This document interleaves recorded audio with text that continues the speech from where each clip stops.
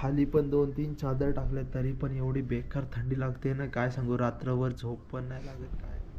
जय श्री महाकाल मित्रांनो, मी विपुल तुमचं सर्वांचं स्वागत करतो टाइम टू ट्रॅव्हलमध्ये. आणि काल रात्रीच आम्ही सोनप्रयागमध्ये आलो होतो, तर काही जास्त व्हिडिओ वगैरे बनवला नाही.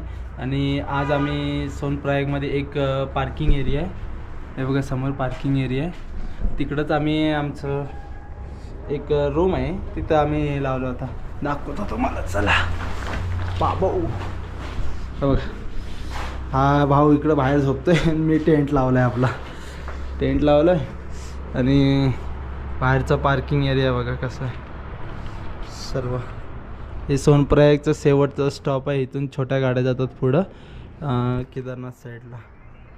हे सर्व 2-4 जण राहतात आपल्यासोबत. इकडे जेवणाची सोय आहे आणि एमर्जन्सीवाले पण पोलीसवाले आहेत. आणि हा सोनप्रयागचा माहोल आहे. तिकडं आता आम्ही जेवण बनवतो. तर मित्रांनो, आता आम्ही बनवणार आहोत जेवण. तर बघा इथं चूल विल पेटवलेली आहे. आज पण आमचे काय बोलतात कुकिंग व्हिडिओ येणार आहे, कारण की इकडं जेवण. तर सोनप्रयागचा व्ह्यू बघा एकदा असा पाठी. आणि आम्ही दोघं आता कॅम्पिंग करून जेवण बनवतोय इकडं. सोनप्रयागमध्ये जेवण एवढं महाग भेटतं ना भावानं, तर आपण काही विकत घेऊ शकत नाही, म्हणून आम्ही स्वतःच बनवून खातोय आता.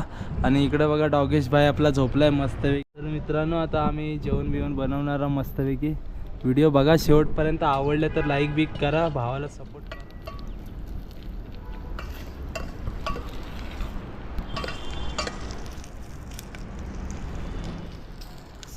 थंडी एवढी बेकार आहे ना भावानू, काल रात्री काही झोपलो पण नाही आणि काहीच नाही. आणि आज सकाळी जरा ऊन पडलं. मित्रांनो, एवढी बेकार थंडी आहे ना, आता टेंटमध्येच थांबलोय मी, डबल कवर लावलाय. मित्रांनो, जेवण बिवण करून झालंय, आता मस्तपैकी झोपतोय आम्ही. भेटू तुम्हाला संध्याकाळी. तर मित्रांनो, समोर सोनप्रयागची पार्किंग आहे आणि हे सर्व लॉकर्स रूम आहेत. इथं तुम्ही तुमच्या बॅगा वगैरे ठेवून वरती गौरीकुंडसाठी जाऊ शकता. हे डायरेक्ट हरिद्वारवरनं बस वगैरे येतात. आणि इकडं हॉटेल्स वगैरे आहेत. 200पासून तुम्हाला डायरेक्ट 2000पर्यंत रूम जसे पाहिजेत तसे भेटू शकतात. हे बघा इकडं. आणि तुम्हाला अजून एक गोष्ट दाखवायची आहे, जिथं म्हणजे सोनप्रयागवरनं तुमचं म्हणजे रजिस्ट्रेशन वगैरे चेक केला जातो, ती जागा दाखवतो तुम्हाला, त्या साईडला आहे. तर तुम्ही इथं येऊन तुमचं रजिस्ट्रेशन वगैरे चेक होतो. इथपर्यंत गाड्या येतात, हे बघा भरपूर गाड्या वगैरे आहेत. आणि हे आहेत ना सर्व, हे लॉकर्स आहेत. ह्याच्यामध्ये तुम्ही 48 तासासाठी 100 रुपये देऊन बॅगा वगैरे ठेवू शकता. तुमच्याकडे जर जास्त बॅगा असतील किंवा कमी वजनामध्ये जायचं असेल तर तुम्ही इथं ठेवू शकता. आणि इथं तुमची चेकिंग वगैरे होईल. आणि पुढं गौरीकुंडसाठी रस्ता चालला आहे. हे ट्रॅव्हल्स वगैरे आहेत इकडं सर्व. आणि असा काय रस्ता आहे पुढं, तर काय आपण जाणार नाही, इथूनच मागे जाऊ. बघा सोनप्रयाग, हे सर्व हॉटेल्स विटेल्स आहेत.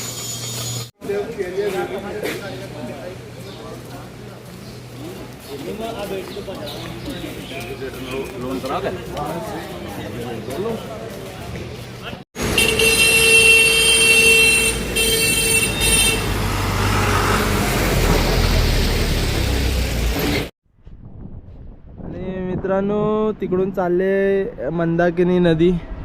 आणि डोंगर बघा एकदम सरळ आहे, असं एकदम स्ट्रेट. असं ते कॅमेरामध्ये काय तुम्हाला वाटणार नाही, पण एकदम सरळ खडी चढाई आहे. आणि हा इथं पोरं संध्याकाळी खेळतात. जर आपला बॅटरी चांगली राहिली तर संध्याकाळचं पण वातावरण दाखवतो तुम्हाला. आणि थोडं मार्केट पण फिरवेन. हा असं पार्किंग एरिया आहे इकडं. हा बघा, या साईडूनच गाड्या येतात अशा डायरेक्ट इकडे. आणि हा लास्ट स्टॉप आहे इथं. इथून आणि इकडून वरती त्रियोगी नारायण, जिथं माता पार्वती आणि शिवजीचा विवाह झाला होता, तिकडं जायला रस्ता. इथून नाही म्हटलं तरी 12 ते 13 किलोमीटर अंतर आहे. पण पूर्ण एकदम डोंगरात आहे, उंच खडी चढाई आहे एकदम. बघा तिकडून जायला रस्ता आहे. हे बघा सोनप्रयागचं पार्किंग एरिया आहे हा पुरा. एकदम सर्व मस्त आहे. आणि इकडं भंडाऱ्याच्या 2 गाड्या आल्यात. लय खतरनाक मोठी पार्किंग आहे. आणि थंडीमुळे भावानो आपला कॅमेरा पण एकदम कार्टून गेलाय आणि आपण तर काय तुम्हाला बघतच असाल तुम्ही किती बेकार गारटलेलं आहे. आता बघा तिकडं पार्किंग एरियामधले जे दुकानं वगैरे आहेत त्यांची पण कामं चालू झालेली आहेत सर्व एकदम.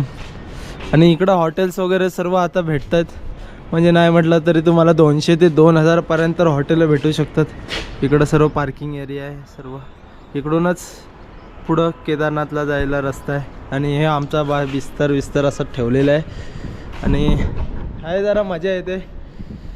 बाकी व्हिडिओ आवडत असतील तर भावानं जरा सपोर्ट दाखवा, लाईक सबस्क्राईब वगैरे करा, मस्त मजा येईल.